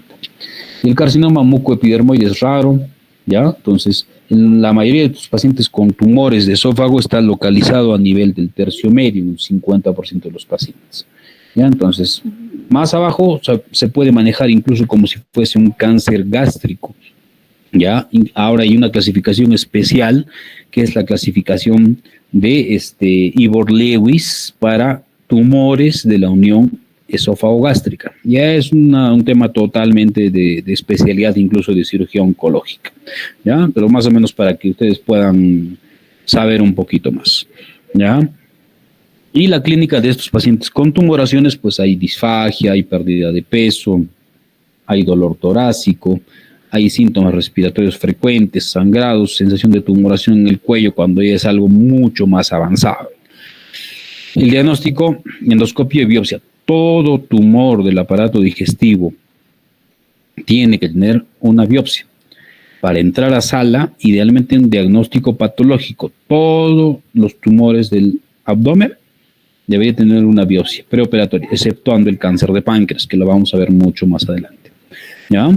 Radiografía contrastada, ecoendoscopía es importantísimo cuando las lesiones son muy chiquititas. Se puede hacer una ecoendoscopía, es un procedimiento muy interesante para el diagnóstico. Tomografías para estadiaje, rayos X de tórax, cintillografía y demás, ¿no? O sea, hacer un mapeo de estos pacientes también sería importante hacerlo. Y para el estadiaje, como toda la tumoración, lo que nos importa a nosotros es esto, que el T1 invade la lámina propia o su mucosa. El T2 invade la muscular propia. El T3 va a invadir la adventicia y el T4 va a invadir estructuras subyacentes. N0 no hay ganglios comprometidos. N1 sí hay ganglios regionales comprometidos. M0 no hay metástasis a distancia y M1 sí hay metástasis a distancia con linfonódulos regionales marcados infiltrados, ¿ya? Entonces, obviamente, mientras más avanzado sea el estadiaje, se hace mucho más complicado. De repente, el único estadiaje que puede ser tributario de tratamiento quirúrgico, y eso puede ser hasta el 1 o el 2A, exagerando. Pero normalmente con el 1 ya el diagnóstico igual ya es muy malo, ¿no? Es un tumor muy, muy agresivo, lastimosamente. Tratamiento quirúrgico, esofagectomía más reconstrucción, ¿ya? O sea, imagínense, sacar todo el esófago y se tiene que hacer un ascenso gástrico o ascenso colónico. Yo he entrado a una sola cirugía de este tipo en la Almenara, cuando roté ahí. Entonces, es una cirugía que duró como 7, 8 horas, ¿ya? Entra el cirujano de cabeza y cuello, entra el cirujano de tórax, entra el cirujano general y el cirujano oncólogo.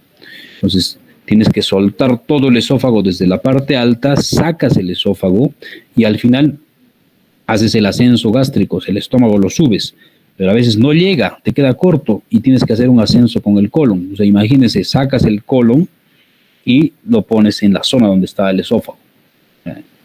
Solamente imaginarse eso es bien complicado, ¿ya? Bueno, Prótesis endoscópicas, que es lo que más se usa ahora cuando hay pacientes con tumores de esófago que no son resecables, le colocas una prótesis, ¿no?, autoexpandible, y eso el paciente le sirve muchísimo para que pueda comer, deglutir, y el esófago y el tumor no se expanda rápidamente. Radioquimioterapia en la mayoría de los pacientes, y el pronóstico, una sobrevida a 5 años, lastimosamente 5-25%, sin nódulos al 30%. O sea, cuando ya hay nódulos, a 5 años simplemente 5% de los pacientes sobreviven.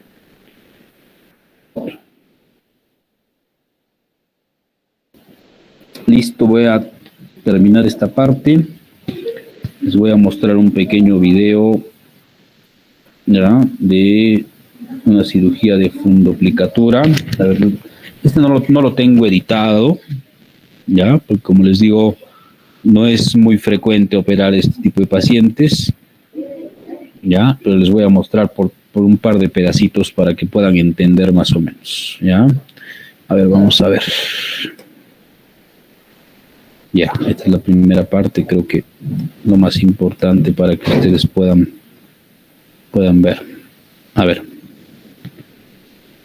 Me avisan cuando se logre ver, por favor, esta primera parte, ¿ya? A ver. ¿Me avisan? Sí se ve, doctor. Ya. Miren, acá ya estamos en plena cirugía laparoscópica, ¿ya? Entonces, la posición es con la cabeza bien levantada, usamos 4 o 5 trócares. Esta es la pars flácida, ¿ya?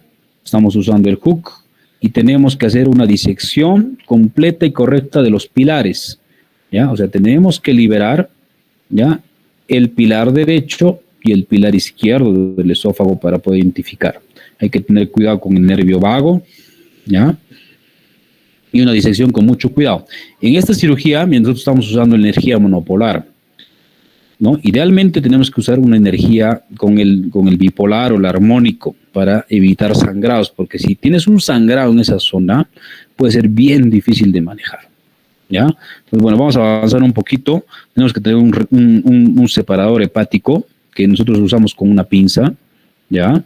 Entonces, ahí estamos usando el armónico. Esta es la energía armónica para evitar sangrados. Entonces, disecamos la pars flácida y ubicamos los pilares del esófago, ¿ya? Entonces ubicamos con mucho cuidado. Ahí se ve el pilar derecho, se ve el pilar izquierdo, el pilar derecho ahorita lo vamos a ver, y este es el fondo del estómago. Entonces, liberar los dos pilares, liberar el fondo del estómago para tener una buena apertura, ¿ya? Ya hemos liberado el pilar derecho, ahora vamos a irnos al pilar izquierdo. De la misma forma, el ángulo de His tenemos que soltarlo, ¿ya? Con cuidado, una cirugía especial, como les digo, ¿no? No frecuente, ¿ya? Entonces liberamos, ya tenemos liberados los dos pilares, ¿ya? Voy a cortar porque, como les digo, este video no está completamente editado. Ahí se ve bien el pilar derecho, acá. Este es el pilar derecho. Y ahorita vamos a identificar el pilar izquierdo. Bien, voy a mostrar ya parte de la cirugía un poquito más avanzada. A ver, ¿dónde está? Acá. A ver.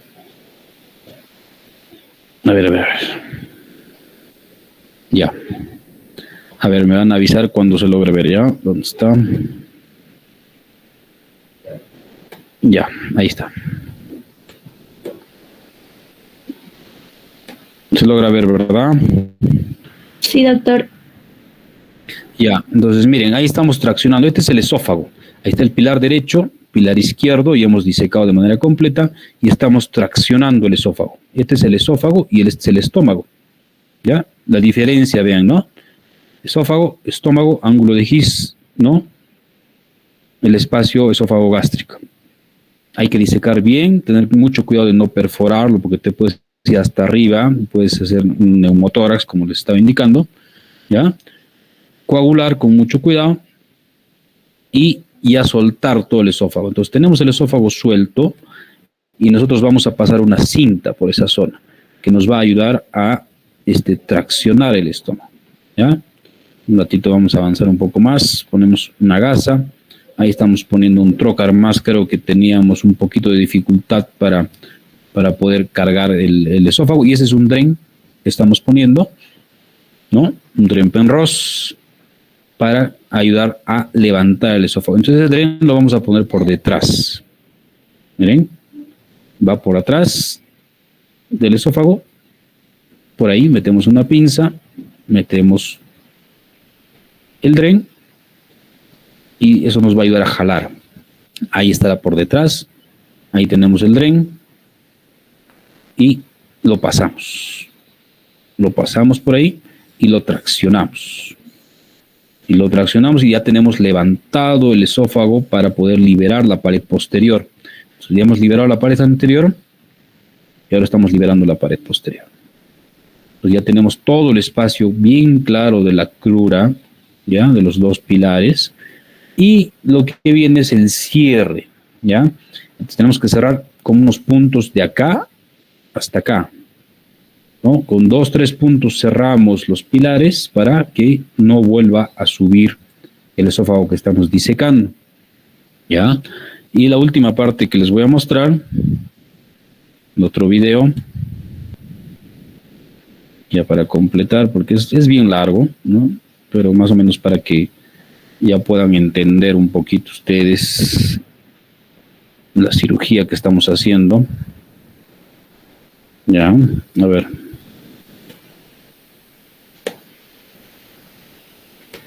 A ver.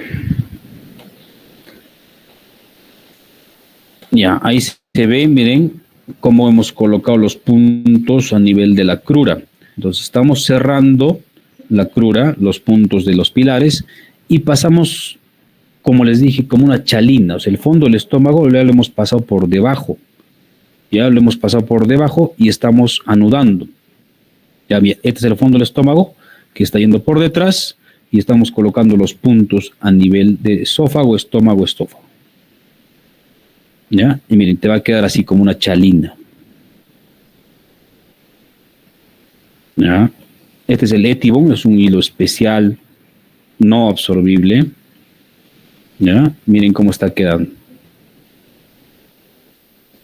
Ya quedó un punto, otro punto, 2, 3 puntos y ya quedó el cierre. O sea, se hace cirugía de hernia hiatal más cirugía antirreflujo en este tipo de pacientes para evitar de que quede suelto. Ahí voy, punto de estómago a estómago, ¿no? Y ahí cierra completamente y se culmina la cirugía. Bueno, hay unos detallitos más que podemos avanzar, pero ya no es necesario. Ok. Listo, chicos. Hasta ahí completamos. ¿Alguien tiene alguna duda, comentario de esto?